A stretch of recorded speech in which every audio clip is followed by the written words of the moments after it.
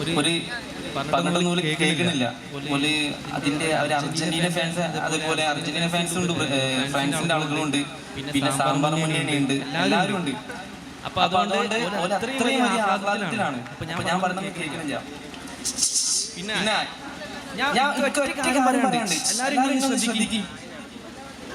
പക്ഷേ അവരിൽ കുറച്ച് ആൾക്കാരൊന്നും ശ്രദ്ധിച്ചപ്പോ ഞാൻ അവരോട് പറഞ്ഞു, മക്കളെ പിന്നെ ആഘോഷിച്ചോളി, ആഘോഷിക്കുന്നൊന്നും കുഴപ്പമില്ല. കാരണം നമ്മള് ഓരോരുത്തർക്കും ഓരോ ഇതുണ്ടാവും. അപ്പൊ പക്ഷേ അതിര് കടന്ന ആഘോഷങ്ങൾ ആരും ചെയ്യരുത്. നമ്മളെ കാരണം കൊണ്ട് മറ്റൊരാളുടെ സമയത്തിനും മറ്റൊരാളുടെ സമയത്തിനും അവന്റെ ആരോഗ്യത്തിനും വില കൽപ്പിക്കണം.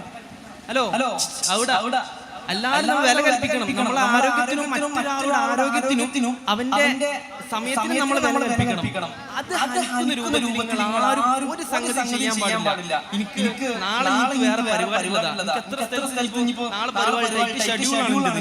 അപ്പോ നിങ്ങൾ റോഡ് ബ്ലോക്ക് ആക്കി കഴിഞ്ഞാല് എനിക്ക് പോവാൻ കഴിയൂല. എനിക്കെന്ന് മാത്രമല്ല, എന്റെ ബാക്കിൽ കണ്ടോ എത്ര ആൾക്കാർ വരികയാണ് അവിടെ, എത്ര വാഹനങ്ങൾ എന്റെ ബാക്കിൽ ബ്ലോക്കായി കിടക്കണേ. അതിൽ പോകാനുള്ള ആളുകളുണ്ട്, ജോലി ആവശ്യങ്ങൾക്ക്, ഒരു നേരത്തെ അന്നത്തിന് വേണ്ടിയിട്ട്, ഒരു നേരത്തെ കുടുംബത്തിന്റെ വിശേഷപ്പെടാൻ പോകുന്ന നിൽക്കുകയാണ്. അപ്പോ പ്രിയപ്പെട്ട മോമിനികളെ, പ്രിയപ്പെട്ട ആൾക്കാരെ, ഒറ്റ മിനിറ്റ് ഞാൻ പറയാണ്, ഞങ്ങൾ ടൈമും സമയം ബുദ്ധിമുട്ടിച്ചിട്ട് നിങ്ങൾ ഒരിക്കലും തന്നെ ഈ ഒരു പരിപാടി ചെയ്യില്ലേ. നിങ്ങൾ അവിടെ പോയി പടക്കം പൊട്ടിക്കുക, എന്താണ് ചെയ്തോളി. പക്ഷേ മറ്റൊരാളുടെ സമ്പത്ത്, അയാളുടെ ശരീരം, അയാളുടെ സമയം, ഇതിന് നിങ്ങൾ വില കൽപ്പിക്കണം. കാരണം നിങ്ങൾക്ക് ഇസ്ലാമിനെ പറ്റി കളിനെ പറ്റിയിട്ടൊന്നും കാര്യമില്ല. കാരണം ഇപ്പോഴത്തെ സിറ്റുവേഷൻ അതല്ല, എനിക്കറിയാതെ. ഇവിടെ ഞാൻ പറയേണ്ടത് മറ്റുള്ളവരുടെ സമയം അത്രയും വിലപ്പെട്ടാണ്. അതിന് നിങ്ങൾ ജസ്റ്റ് ഒരു വില കൽപ്പിക്കും. അതിന് കുറച്ച് വില കൽപ്പിക്കണം. എത്രയോ ആളുകൾ ഹോസ്പിറ്റൽ കേസ് മറ്റവിടെ കാത്തിക്കാണ്. നിങ്ങൾക്കും അറിയാം. അപ്പൊ അതുകൊണ്ട് ഈ കളി നാളെ മറ്റന്നാളായിട്ട് ഒരാഴ്ച നിൽക്കും. അതിന് പോയ ഒരാഴ്ച സോഷ്യൽ മീഡിയയിലും കടക്കും.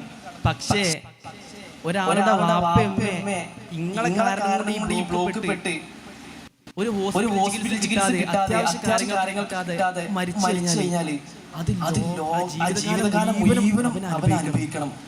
അപ്പോ ഇപ്പൊ നിങ്ങൾക്ക് വലിയൊരു സംഗതിയാണ് ഈ ആഹ്ലാദം. കാരണം മെസ്സി കപ്പെടുത്തിട്ടുണ്ട്. പക്ഷേ ഇവന്റെ വാപ്പ പോയി കഴിഞ്ഞാല് ഓനക്ക് അത്താണി ഉണ്ടാവില്ല. വേറൊരുത്തന് വേറെ മരിച്ചു കഴിഞ്ഞാല് അവിടെ ഒരു പെണ്ണ് അവിടെ വിധവയാകുന്നുണ്ട്.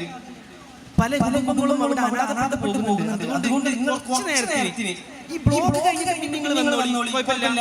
ഇപ്പൊ ആ കാണുന്ന ഗ്രൗണ്ടിൽ പോയിട്ട് നിങ്ങൾ ആഘോഷം അങ്ങോട്ടൊന്ന് മാറ്റുന്നത് ഞാൻ വിനീതായിട്ട് ഞാൻ ഇങ്ങോട്ട് അപേക്ഷിക്കുകയാണ്. പ്ലീസ് ദയവായി കുറച്ച് അങ്ങോട്ട് മാറണം.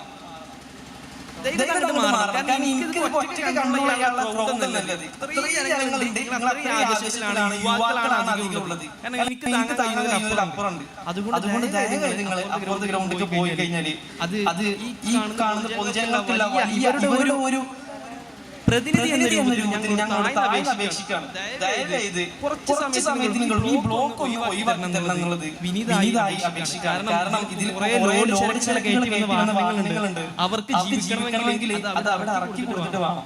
അതുകൊണ്ട് ദയവേത് നിങ്ങളൊന്ന് മനസ്സിലാക്കണം. താഴ്മയായി അപേക്ഷിക്കുകയാണ്. പെട്ടെന്ന് മാറി കൊടുത്തു. ഈ ഒരു വാഹനങ്ങൾ നിങ്ങളുടെ വലിയ മുതിർന്ന ആളുകൾ തന്നെ അറിഞ്ഞിട്ടുണ്ട്. വാഹനങ്ങൾ നിങ്ങൾ മാറ്റി കൊടുക്കുകയാണെങ്കിൽ അത് വലിയൊരു നേട്ടമായിരിക്കും. വലിയൊരു നിങ്ങൾ ഈ സമൂഹത്തോട് ചെയ്യുന്ന വലിയൊരു കടപ്പാടായിരിക്കും. ഇത്രയും പറഞ്ഞ് എന്റെ വാക്കുകൾക്ക് വിരാമം കുറിക്കുന്നു. ശ്രദ്ധിക്കുക, വേദി 3 ആരംഭിച്ചിരിക്കുന്നു. വേദി 3 റിപ്പോർട്ടിംഗ് ആരംഭിച്ചിരിക്കുന്നു.